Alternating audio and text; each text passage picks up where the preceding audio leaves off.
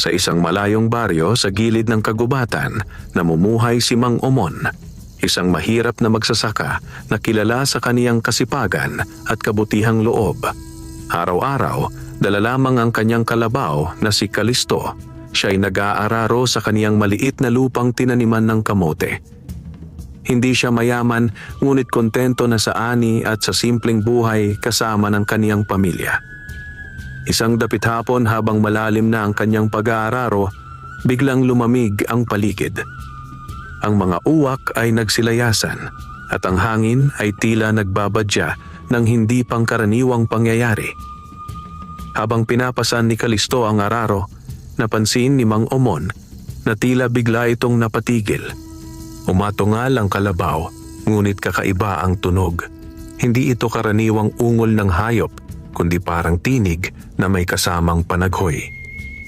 Sa kaniyang pagkabigla, unti-unting nagbago ang anyo ni Kalisto. Ang katawan nitong malaki at mabalahibo ay nagiging kalahating tao at kalahating kalabaw. Ang mga mata ay nagliliyab sa pulang liwanag at mula sa bibig ay lumabas ang mga salitang, "Mang Omon, tulungan mo ako." Napasigaw si Mang Omon at halos mabitawan ang araro. Hindi niya alam kung tatakbo ba o magdadasal, ngunit nanaigang awa kaysa takot. Anong nilalang ka?" Nanginginig niyang tanong. "Ako si Balaw, isang taong kalabaw, isinumpa ng mga nilalang mula sa kagubatan. Napilit akong maging alipin nila at ako'y nagdurusa sa bawat araw. Ang sumpa ay maaari lamang mabali kung may taong may malinis na puso ang handang tumulong sa akin." Namutla si Mang Omon, ngunit nakita niya sa mga mata ni Balaw ang tunay na paghihirap. Hindi ito halimaw na nais manakit, kundi isang kaluluwang nakakulong sa katawang hindi kanya. "Kung totoo ang sinasabi mo," tugon ni Mang Omon, "anong maitutulong ko? Gayong ako'y isang hamak na magsasaka lamang?" Nagpaliwanag si Balaw na sa kailaliman ng kagubatan ay may pugad ng mga engkanto at mangkukulam na siyang naglagay ng sumpa sa kanya. Upang mabasag ang sumpa, kailangan ng isang taong handang maglakbay, magdala ng tapang, at harapin ang panganib ng mga nilalang ng dilim. Nanginig ang katawan ni Mang Omon, ngunit naalala niya ang sariling kahirapan at ang mga sakripisyong dinaranas ng kaniyang pamilya. Kung kaya't marahil ay pagkakataon na ito, hindi lamang para tumulong sa nilalang na ito, kundi para matutong lumaban sa mga puwersang matagal nang nagdudulot ng takot sa kanilang baryo. Nagdesisyon siya. "Kung ganoon, Balaw, ituturing kitang hindi kaaway kundi kaibigan. Sabihin mo sa akin kung saan tayo magsisimula."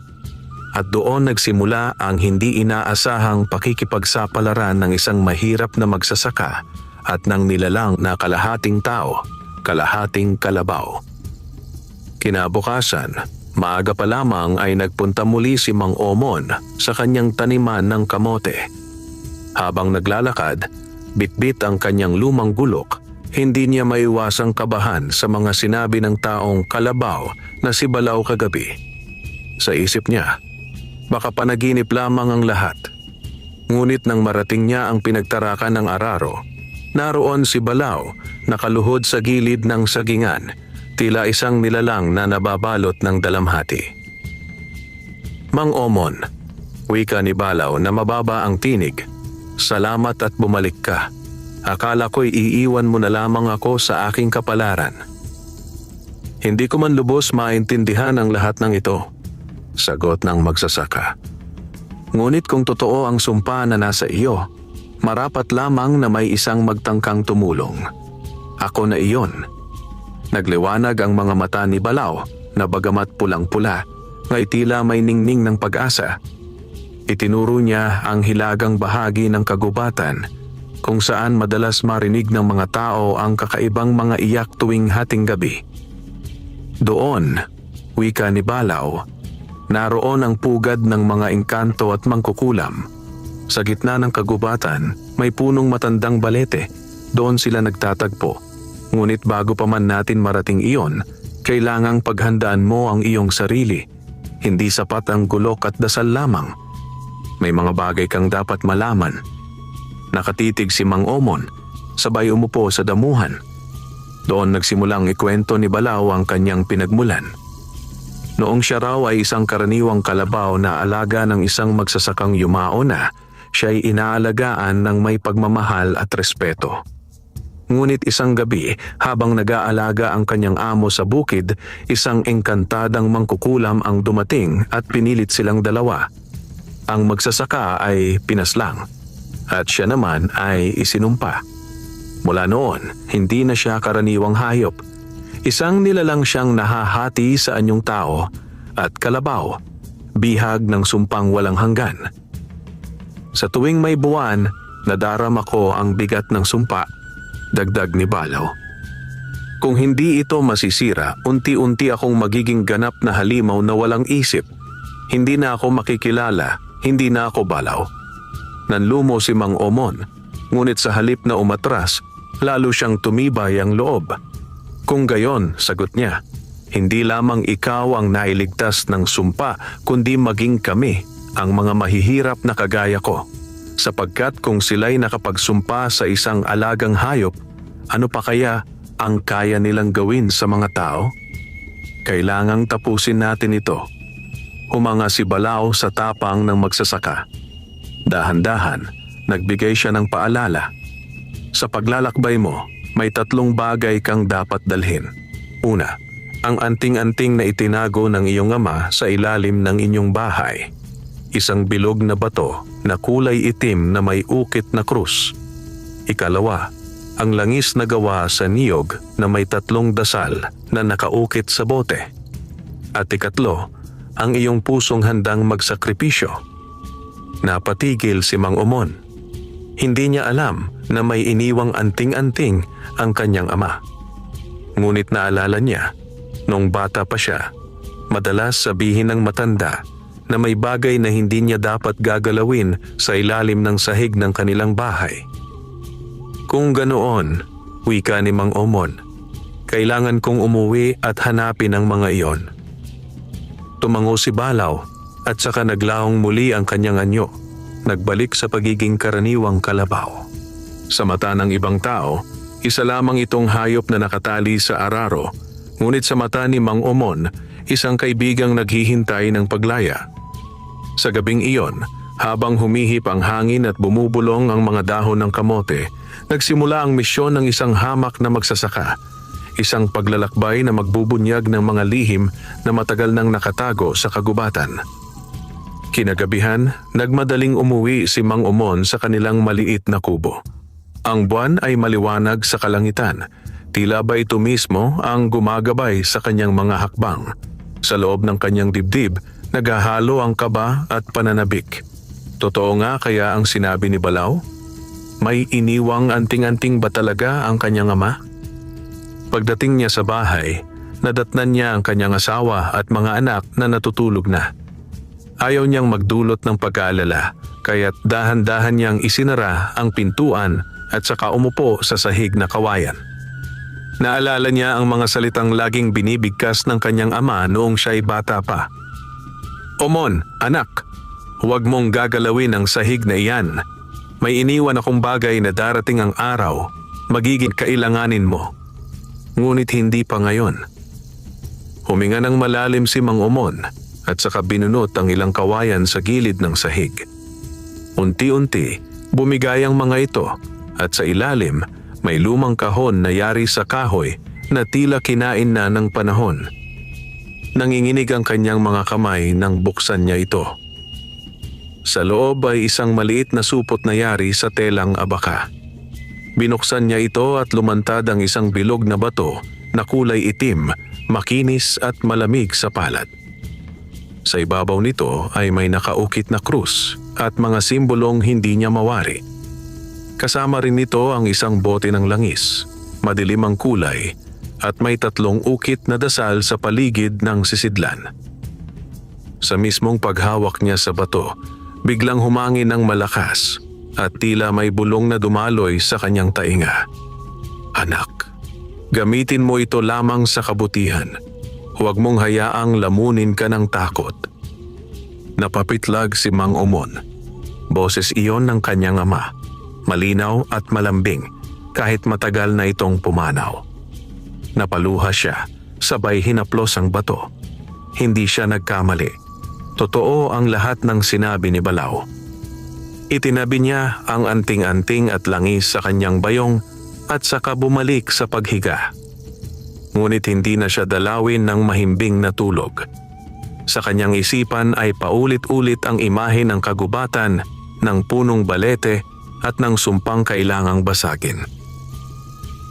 Kinabukasan, bago pa sumikat ang araw, tinungo niya si Balao sa taniman ng kamote. Doon, muli niyang nasilayan ang taong kalabaw, nakatayo sa lilim ng mga sagingan. Balao, wika ni Mang Omon, nahanap ko na ang anting-anting at langis. Ngayon sabihin mo sa akin, paano ko gagamitin ang mga ito? Ngumiti si Balao, bahagyang lumiwanag ang muka sa kabila ng kanyang anyo. Ang bato ay magsisilbing pananggalang. Hindi ka makikita ng mga engkanto kung ito'y nasa iyong dibdib. Ngunit kung gagamitin mo ito sa kasamaan, mawawala ang bisa. Ang langis naman, bago tayo pumasok sa gubat, ipahid mo sa iyong mga kamay at paa upang hindi ka igapos ng mga kulam o sumpa. Tahimik na tumango si Mang Umon. Habang nakikinig, ramdam niya ang bigat ng kanyang magiging misyon. Hindi lamang ito para kay Balao, kundi para rin sa kanyang pamilya at buong baryo. Ngayong gabi, dagdag ni Balao, sisilay ang buwan sa gitna ng kalangitan. Doon natin sisimulan ang paglalakbay patungo sa balete. Ngunit mag-ingat ka, may mga bantay na hindi tao, hindi hayop, kundi mga nilalang na nasa pagitan ng dilim at liwanag. Sa sandaling iyon, naramdaman ni Mang Umon ang hindi maipaliwanag na kilabot. Ngunit kasabay nito, may apoy na nagliyab sa kanyang puso. Isang mahirap na magsasaka siya, ngunit ngayong gabi, haharapin niya ang mundo ng mga engkanto at mangkukulam, dala ang tapang, anting-anting at isang pusong handang magsakripisyo. Pagsapit ng gabi, muling nagtagpo sina Mang Umon at Balao sa gilid ng taniman ng kamote. Ang buwan ay bilog na bilog, nakasabit sa madilim na kalangitan, nagbibigay liwanag na tila gabay sa kanilang nakatakdang paglalakbay. Ang mga kuliglig ay nagsabay-sabay ng kanilang awit at ang hangin ay malamig na may dalang kakaibang presensya. Handa ka na ba, Mang Umon? Tanong ni Balao habang nakatingin sa kanya ng seryoso. Hinawakan ni Mang Umon ang anting-anting na nakasabit ngayon sa niyang leeg. Naramdaman niya ang malamig ngunit nagbibigay lakas na enerhiya nito. Pinahid din niya ang langis sa kanyang mga kamay at paa gaya ng ipinayo ni Balao. Handa na ako, matatag niyang sagot kahit ang kanyang dibdib ay mabilis ang tibok. Magkasabay silang naglakad patungo sa hilagang bahagi ng kagubatan. Habang lumalalim ang kanilang paglalakbay, pakiramdam ni Mang Umon ay palayo sila sa mundo ng mga tao at papalapit sa mundo ng mga nilalang na hindi nakikita ng karaniwang mata. Ang mga punong kahoy ay nagiging mas matataas. Ang mga ugat ay gumagapang sa lupa na tila mga ahas, at ang mga anino ay sumasayaw sa bawat pagdampi ng hangin. Mang Umon, bulong ni Balao, huwag kang liliko sa kaliwa kahit may marinig kang tawag. Doon naninirahan ang mga diwata ng ilusyon. Kung susundan mo sila, hindi ka na makakabalik. Tumango lamang si Mang Umon. Pinagpapawisan siya, ngunit mas pinili niyang magpakatatag. Habang naglalakad, nakarinig sila ng malakas na huni. Huni na hindi galing sa ibon, kundi sa isang nilalang na hindi maipaliwanag. Mula sa dilim, may 3 pares ng pulang mata na lumitaw. At kasunod nito'y ang anyo ng mga higanteng aso. Ngunit kakaiba ang mga ito. Ang kanilang katawan ay balot ng makakapal na balahibo. Ang kanilang ngipin ay mas matatalas pa sa kampit at mula sa kanilang bibig ay lumalabas ang usok na kulay abo. Mga bantay ng gubat, bulong ni Balaw. Tinatawag silang asong itim, mga alaga ng mga mangkukulam. Agad na nagtatalo ang isip ni Mang Omon kung tatakbo ba sila o lalaban. Ngunit naalala niya ang anting-anting na nakasabit sa kanyang leeg. Hinawakan niya ito at biglang nagliwanag ang bato, nagbigay ng bughaw na liwanag na tumagos sa dilim. Sa pagdampi ng liwanag, umatras ang mga asong itim, umuungol at tila nasusunog ang kanilang balat. Ngunit hindi sila tuluyang nawala, nakapalibot pa rin sila, nag-aabang ng tamang pagkakataon. Magpatuloy tayo, wika ni Balaw. Hindi nila tayo madadampot hanggat dala mo ang anting-anting, ngunit mag-ingat ka, maaari silang tumawag ng mas malalakas na bantay. Habang sila'y naglalakad pa, isang malamig na hangin ang biglang tumampi. Kasabay nito'y mga bulong na nagmumula sa lahat ng direksyon. Omon, Omon, bumalik ka na. Iiwan ka ng iyong pamilya. Wala kang maibibigay sa kanila kundi kamatayan. Napahinto si Mang Omon. Ang mga boses ay pamilyar. Boses ng kanyang asawa, ng kanyang mga anak, at maging ng kanyang yumaong ama. Nanginginig ang kanyang tuhod at muntik na siyang lumihis sa daan. Ngunit biglang humawak si Balaw sa kanyang balikat. "Huwag kang palilin lang, Omon," sigaw ni Balaw. "Mga tinig lamang ng mga engkantong nais kang mailigaw. Tandaan mo, ang sumpa ay masisira lamang kung mararating natin ang balete." Huminga ng malalim si Mang Omon, pinikit ang kanyang mga mata at inalala ang tunay na mukha ng kanyang pamilya. Sa isang iglap, naglaho ang mga tinig at muling nanahimik ang kagubatan. Makalipas ang ilang oras ng pakikipagbuno sa takot at mga aninong sumusubok sa kanilang katatagan, sa wakas ay natanaw nila ang punong balete. Napakalaki nito. Ang mga ugat ay tila mga haliging bumabalot sa lupa at ang mga sanga ay umaabot sa ulap. Sa paligid nito ay may liwanag na berde na parang apoy, sumasayaw sa hangin. Ngunit bago pa sila makalapit, isang malakas na tinig ang umalingaw-ngaw mula sa puno. "Sino ang mga nangahas na lumapit sa aking pugad?" Dumagundong ang lupa at mula sa likod ng punong balete ay lumitaw ang isang nilalang na matangkad, balot ng itim na kapa at ang mukha ay tinatakpan ng anino. Sa kanyang mga mata ay nagliliyab ang pulang apoy at sa kanyang kamay ay may hawak na tungkod na tila yari sa buto. "Mang Omon," bulong ni Balaw, "siya ang isa sa mga mangkukulam na naglagay ng sumpa sa akin." At doon nagsimula ang unang tunay na pagtatagpo nila laban sa puwersa ng dilim. Humigpit ang hawak ni Mang Omon sa anting-anting na nakasabit sa kanyang leeg. Ang liwanag mula rito ay kumikislap, tila ba handang ipagtanggol ang sinumang may dalisay na loob. Sa harap nila, ang nilalang na nakabalot sa itim na kapa ay nakatayo, tila isang haliging hindi kayang tibagin. "Mang Omon," wika ni Balaw, "maghanda ka. Siya si Sibila, isa sa mga mangkukulam na naglagay ng sumpa sa akin. Huwag mong hayaan na mahipnotismo ka ng kanyang mga mata." Ang tinig ng mangkukulam ay dumagundong muli, puno ng panunuya. "Isang hamak na magsasaka ang aking kaharap at isang hayop na aking isinumpa? Anong lakas ang inaakala niyong mayroon para lumapit sa aking pugad?" Itinaas ng mangkukulam ang kanyang tungkod at sa isang iglap ang paligid ng balete ay nabalot ng itim na usok.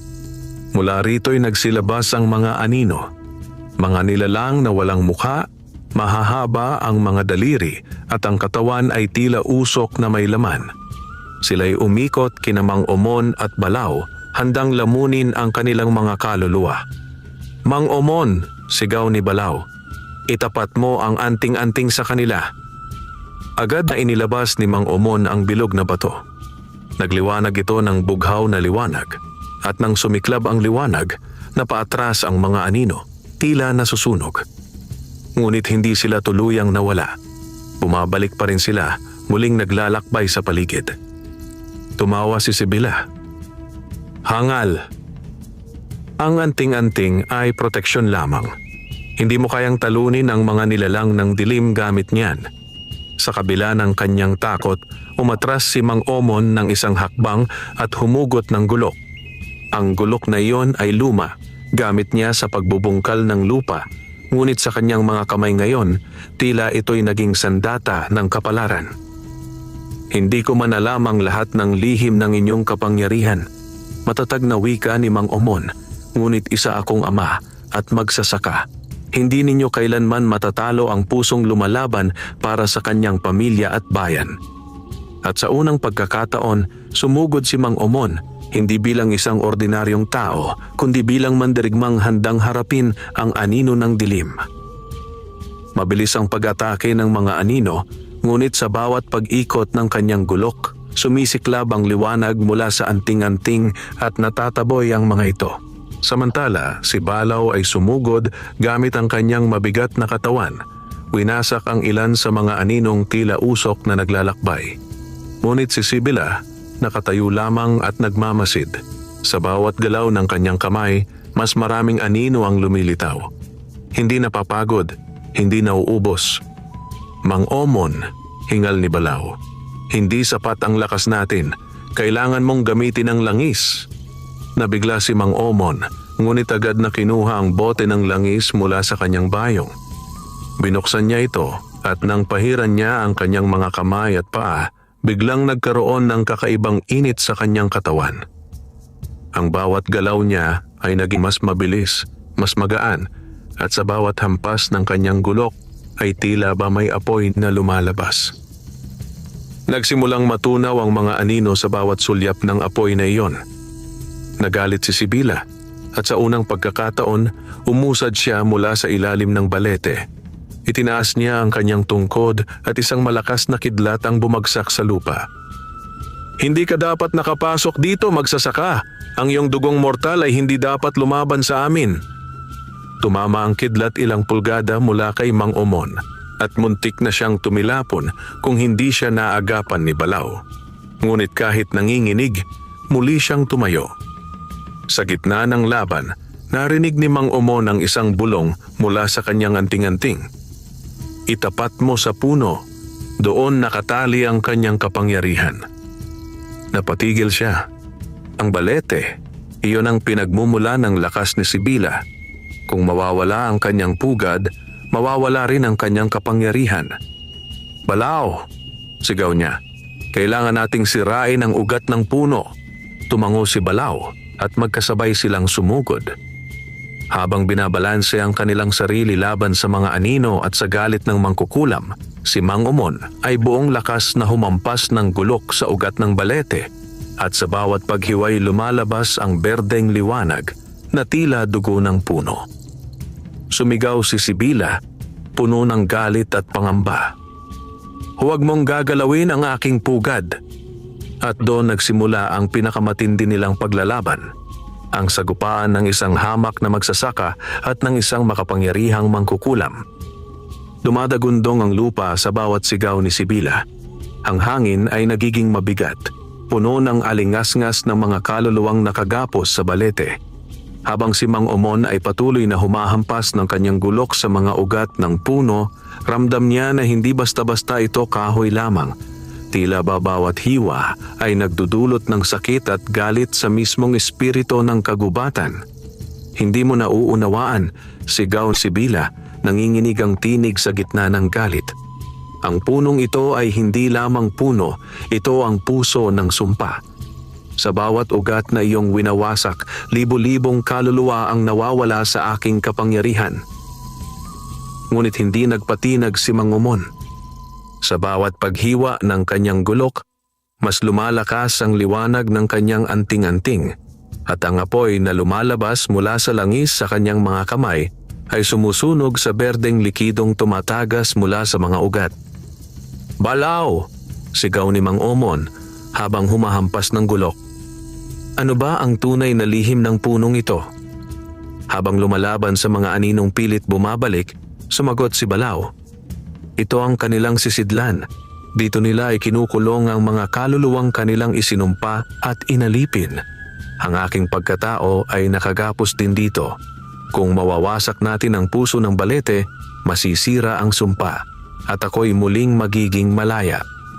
Nagliwanag ang mga mata ni Mang Omon. Ngayon, higit pa sa laban para sa sarili, ito'y laban para kay Balaw at sa lahat ng kaluluwang nakakulong. Hindi na nagpakawala si Sibila ng mga anino. Sa halip, siya mismo ang sumugod. Mabilis ang kanyang mga kamay at bawat galaw ng kanyang tungkod ay naglalabas ng itim na kidlat. Sa bawat hampas, bumibitak ang lupa at lumalabas ang usok na may kasamang mga bulong ng mga patay. Hindi ka magsasaya, magsasaka, galit na hiyaw ni Sibila. Ang dugong maralita ay dapat manatiling alipin sa lupa, hindi lumalaban sa kapangyarihan ng mga tulad namin. Sumalubong si Mang Omon. Dala ang gulok na ngayon ay naglalagablab, hindi sa apoy ng mundo, kundi sa apoy ng kanyang paninindigan. Nagbanggaan ang kanilang mga sandata, gulok laban sa tungkod, liwanag laban sa dilim. Habang nagbabanggaan ang dalawang puwersa, napansin ni Balaw na muling nagtatangkang bumuo ng panibagong mga anino si Sibila upang lamunin si Mang Omon. Hindi na siya nag-isip.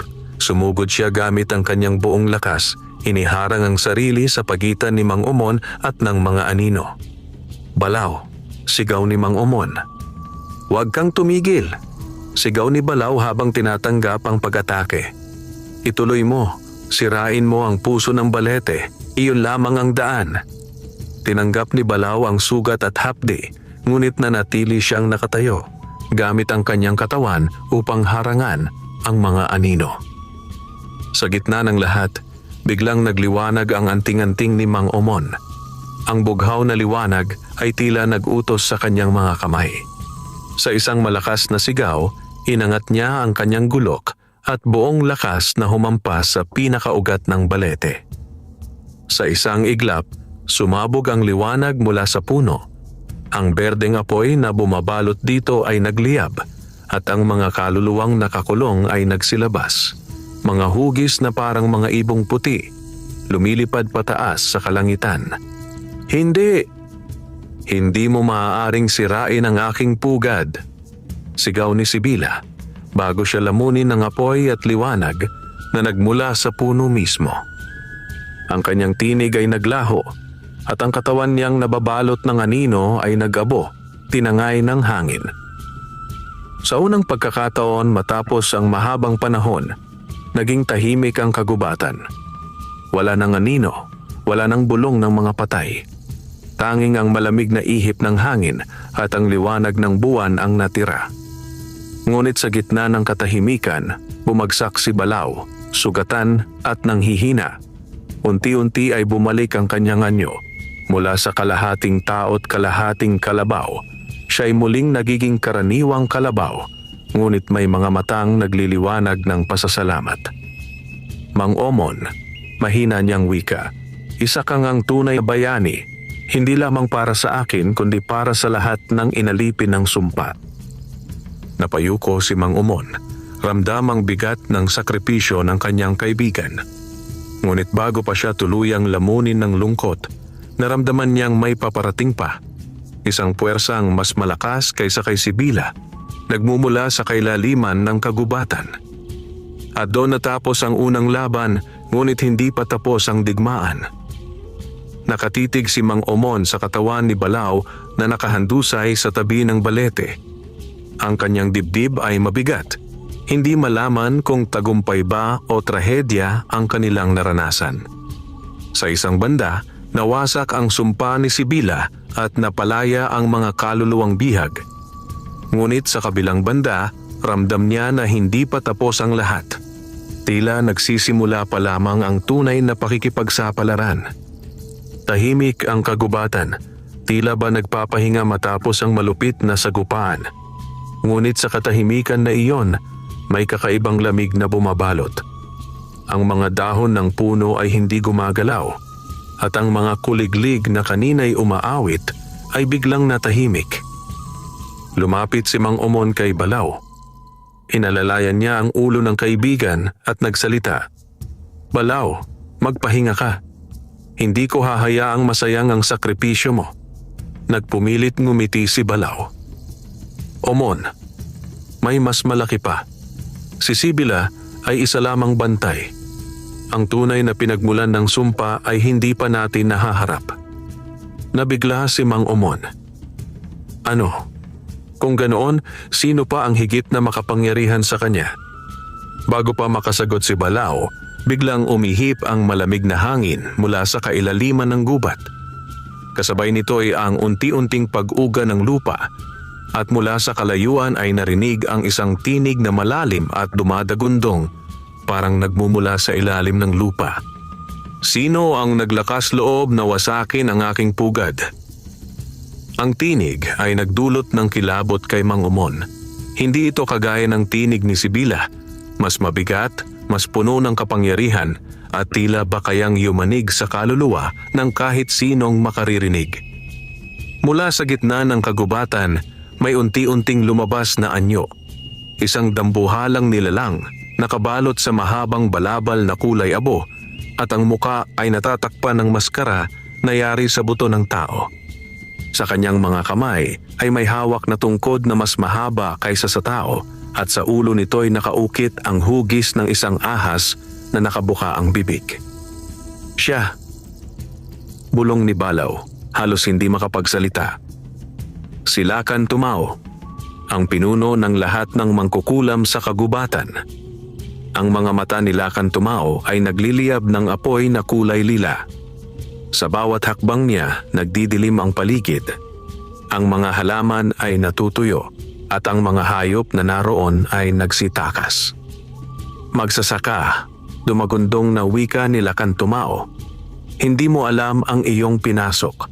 Ang punong balete ay hindi lamang ugat ng sumpa. Ito'y bahagi ng aking kaluluwa. Sa pagwasak mo nito, binuksan mo ang pinto sa aking puot. Ngayon, babayaran mo ng dugo. Kahit nanginginig, tumindig si Mang Omon. Hawak ang kanyang gulok at anting-anting. Hindi ako uurong. Hindi ako natakot kay Sibila at lalo na hindi ako uurong sa iyo. Ako'y magsasaka. Oo, ngunit hindi alipin ng dilim. Napasimangot si Lakan Tumao. Hangal, tingnan natin kung hanggang saan ang tapang ng isang hamak na mortal. Bumangon si Balaw kahit sugatan. Omon, hindi mo siya kayang labanan ng mag-isa. Ngunit narito ako. Hanggang sa huling hininga, lalaban tayo. Nagkatitigan ang dalawa. Isang magsasaka at isang taong kalabaw. Magkaibang nilalang, ngunit iisang layunin. Ang ipagtanggol ang kabutihan laban sa dilim. Itinaas ni Lakan Tumao ang kanyang tungkod at sa isang iglap, bumuka ang lupa. Lumabas ang mga nilalang na hindi pa nakita ni Mang Omon. Mga katawan ng tao na yari sa ugat ng puno, mga bibig na puno ng tinik, at mga mata na umiiyak ng dugo. At nagsimula na ang ikalawang yugto ng kanilang laban. Isang digmaan laban sa mismong ugat ng kasamaan. Nakatayo si Lakan Tumao sa harap ng punong balete na ngayoy sugatan at umuusok pa mula sa pagkakahampas ni Mang Omon. Ang kanyang mga mata ay nagliliyab na parang apoy ng apoy impyerno at ang kanyang tinig ay dumadagundong na parang kulog. Sa paanan niya, nagsilabas ang mga halimaw mula sa nabiyak na lupa, mga katawang yari sa ugat ng puno, ang balat ay parang kahoy na tuyo at sa mga mata nila ay dumadaloy ang pulang katas na animoy dugo. Ang kanilang mga bibig ay puno ng matutulis na tinik at ang kanilang mga kamay ay tila mga galamay na kaya kang igapos sa isang kisap mata. Mga alipin ng balete, sigaw ni Lakan Tumao. Lamunin ninyo ang mga nangahas na sumira sa ating pugad. Nagkatinginan sina Mang Omon at Balaw. Ang magsasaka, bagaman nanginginig, ay mas matatag na ngayon. Ang taong kalabaw naman, kahit sugatan, ay nakahanda pa ring lumaban.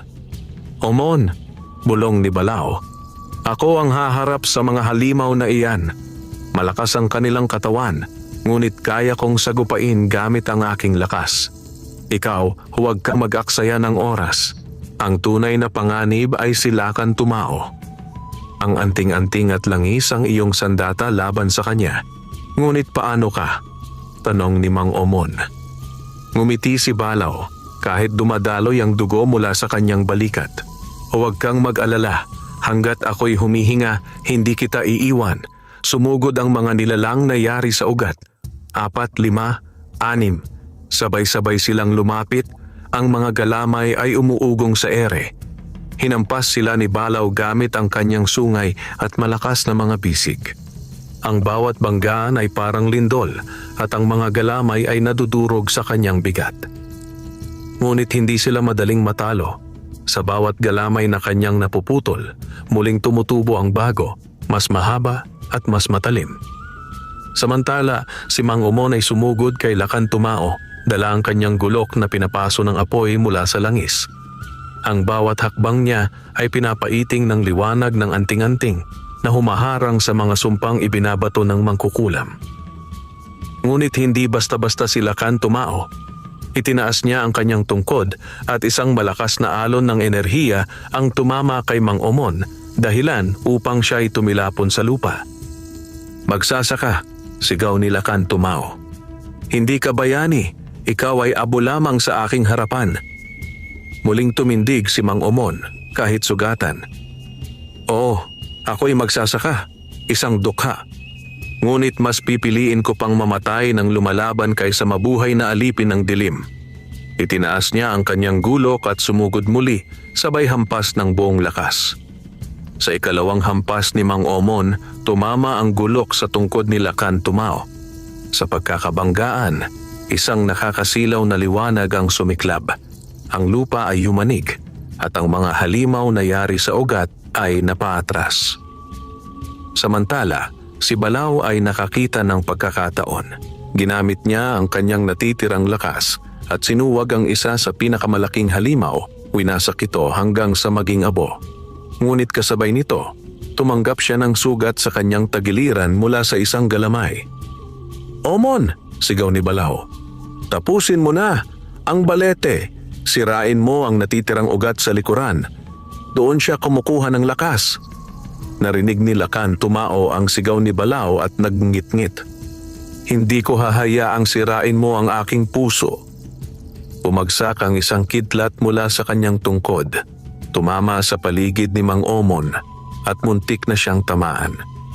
Ngunit sa huling sandali, sumiklab muli ang liwanag ng anting-anting na tila mismong espiritu ng kanyang ama ang gumagabay. At doon, tumakbo si Mang Omon patungo sa likod ng balete, dala ang kanyang gulok na nagliliyab sa apoy ng kanyang tapang. Ang laban ay malapit nang umabot sa rurok nito. Nanginginig ang lupa habang ang dalawang puwersa, ang liwanag at dilim, ay nagbabanggaan sa ilalim ng punong balete. Si Mang Omon, pawis na pawis at sugatan, ay tumatakbo patungo sa likuran ng puno. Hawak ang gulok na nagliliyab mula sa langis at anting-anting. Samantala, si Balaw ay nakikipagbuno sa mga halimaw na yari sa ugat. Ginagamit ang kanyang katawan bilang panangga upang hindi makalapit ang mga ito kay Mang Omon. Isang dambuhalang halimaw na yari sa pinagtagpi-tagping ugat ang sumugod kay Balaw. Ang mga mata nito ay nagliliyab ng dugo at ang bibig ay puno ng matutulis na tinik. Humugot ng lakas si Balaw at sinalubong ito gamit ang kanyang sungay. Nagbanggaan sila at yumanig ang lupa. Nasugatan si Balaw ng malalim sa kanyang tagiliran, ngunit hindi siya umatras. Sa halip, niyakap niya ang halimaw gamit ang kanyang dalawang bisig at sa buong lakas na natitira, pinilipit hanggang sa mabali ang katawan nito. Ang halimaw ay sumabog at naging abo, ngunit kapalit nito'y halos bumigay ang katawan ni Balaw. "Hindi ako titigil," hingal niyang bulong, "hanggat hindi ligtas si Omon." Samantala, nakaharap na si Mang Omon kay Lakan Tumao. Ang mangkukulam ay galit na galit at bawat hampas ng kanyang tungkod ay lumilikha ng mga alon ng itim na enerhiya na kayang magwasak ng bato. Ngunit sa bawat pag-atake, itinatapat ni Mang Omon ang kanyang anting-anting na kumikislap ng bughaw na liwanag. "Magsasaka," sigaw ni Lakan Tumao. "Hindi mo mauunawaan ang kapangyarihan ng kagubatan. Ako ang ugat ng lahat ng sumpa. Ako ang hari ng mga anino." Kung ganoon, sigaw ni Mang Omon habang sumugod, oras na para putulin ang ugat na iyon. Nagbanggaan muli ang kanilang mga sandata. Ang gulok ni Omon, bagaman luma, ay naglalagablab sa liwanag ng kanyang tapang. Ang tungkod ni Lakan Tumao ay nagbubuga ng kadiliman. Sa bawat sagupaan, nagliliwanag ang paligid na tila may araw at gabi na naguuntugan sa iisang lugar. Sa gitna ng sagupaan, narinig ni Mang Omon ang tinig mula sa kanyang anting-anting. "Ang huling ugat, putulin mo." Tumalon siya sa gilid, umiwas sa isang hampas ng tungkod at mabilis na pumunta sa likuran ng balete. Doon niya nakita ang pinakaugat, pinakamalaki, at sa ibabaw nito'y may nakapulupot na parang ahas na may mata. Ito ang sentro ng lakas ni Lakan Tumao. Itinaas ni Mang Omon ang kanyang gulok at sa buong lakas ng kanyang puso, humampas siya ng sunod-sunod. Ang langis ay nagliyab at ang apoy ay dumaloy sa kahoy, tinutupok ang ugat. "Hindi!" sigaw ni Lakan Tumao. Nagsimulang magliyab ang buong balete. Ang mga halimaw na yari sa ugat ay nagsigawan at nag-abo. Si Lakan Tumao, na kanina'y matatag, ay napaatras. Tinamaan ng bughaw na liwanag mula sa anting-anting ni Mang Omon. "Hindi matatapos dito!" sigaw niya, ngunit unti-unti siyang nilamon ng apoy at liwanag. Ang kanyang katawan ay nabasag na parang bato at ang maskara niyang yari sa buto ay nabuwal at nadurog. Sa huli, isang nakabibinging sigaw ang lumabas mula sa kanyang bibig bago siya tuluyang naglaho sa hangin. Nang tuluyang bumagsak ang balete, sumilay ang maliwanag na liwanag sa kalangitan. Ang mga kaluluwang bihag ay nagsilabasan muli, lumilipad pataas, malaya na mula sa sumpa. Ang kagubatan na kanina'y balot ng dilim ay muling nagkaroon ng buhay. Ang mga ibon ay nagbalik at ang hangin ay muling umihip ng may kasariwaan. Ngunit sa gitna ng tagumpay, nakita ni Mang Omon si Balao na nakaluhod at halos hindi na makatayo. Lumapit siya at inalalayan ang kaibigan. "Omon," mahina ang tinig ni Balao. "Salamat. Pinalaya mo ako. Hindi na ako bihag ng sumpa." At sa kanyang mga mata na dati pulang-pula, ngayon ay kumislap ng payapang liwanag. Ngunit bago pa makapagsalita muli si Balao, biglang lumuhod ang kanyang katawan at bumalik siya sa anyo ng isang karaniwang kalabaw. Nakahiga, tahimik at tila natapos na ang kanyang pakikibaka. Napaluha si Mang Omon. Pinatong niya ang kanyang kamay sa noo ng kaibigan. "Balao, hindi ako titigil sa pag-alala sa iyong sakripisyo. Ang iyong pakikibaka ay hindi masasayang." Sa likod ng kanyang isipan, alam niyang ang kanilang laban ay hindi lamang nagligtas kay Balao, kundi pati na rin sa kanilang baryo at sa lahat ng kaluluwang inalipin ng dilim. Ngunit alam din niya, ang dilim ay maaaring bumalik at kailangan niyang maging handa. Madaling araw na nang magising si Mang Omon mula sa pagkakahiga sa tabi ng sinunog na balete. Ang paligid ay tahimik. Wala na ang mga anino. Wala na ang mga bulong ng sumpa. Ang kagubatan ay tila huminga muli, puno ng buhay at liwanag. Ngunit sa kanyang tabi, nakahiga pa rin ang katawan ng kanyang kaibigan, si Balao, na ngayoy bumalik sa anyo ng isang karaniwang kalabaw. Naramdaman ni Mang Omon ang bigat sa kanyang dibdib. "Balao," bulong niya habang pinapahiran ng mga sugat ng hayop. "Kung hindi dahil sa iyo, hindi ko makakaya. Isa kang kaibigan, higit pa sa kapatid. Habang nakapikit si Mang Omon, bigla niyang naramdaman ang malamig na simoy ng hangin. Nang iminulat niya ang kanyang mga mata, nakita niya si Balaw, hindi na bilang kalabaw, kundi bilang isang matipuno at matangkad na lalaking nakasuot ng puting kasuotan. Ang kanyang mga mata ay payapa at ang kanyang mukha ay puno ng ngiti. "Omon," wika ni Balaw sa malumanay na tinig. "Natapos na ang sumpa. Malaya na ako at malaya na rin ang lahat ng kaluluwang bihag ng dilim. Ngunit higit sa lahat, pinatunayan mo na ang isang hamak na magsasaka ay kayang lumaban at magtagumpay laban sa pinakamalakas na kasamaan." Lumapit siya at ipinatong ang kamay sa balikat ng magsasaka. "Huwag mong kalimutan, Omon. Ang tapang at kabutihan mo ang tunay na anting-anting. Iyon ang hindi kailanman maagaw ng dilim." At bago pa siya makapagsalita pa, unti-unti nang naglaho ang anyo ni Balaw. Nagmistulang liwanag na sumama sa liwanag ng araw na sumisikat sa silangan. Umuwi si Mang Omon sa kanilang baryo, sugatan at pagod, ngunit dala ang mabigat na karanasang hindi niya malilimutan.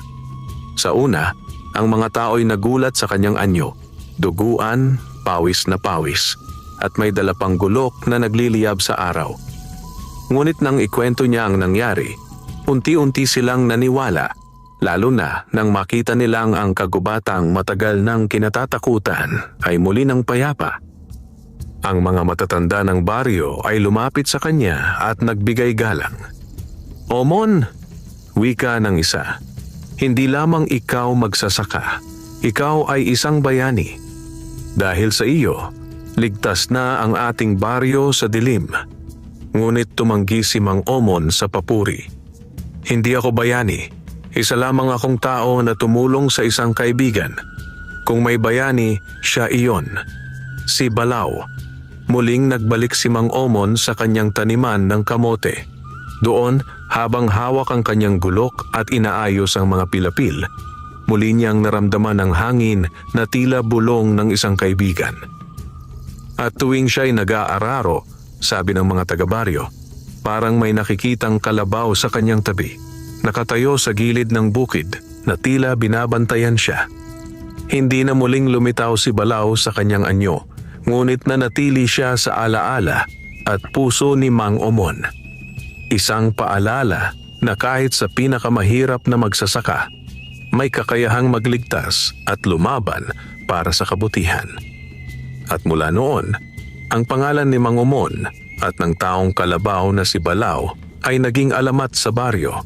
Isang kwento ng pakikipagkaibigan, sakripisyo at katapangan laban sa pinakamadilim na sumpa ng kagubatan. Wakas.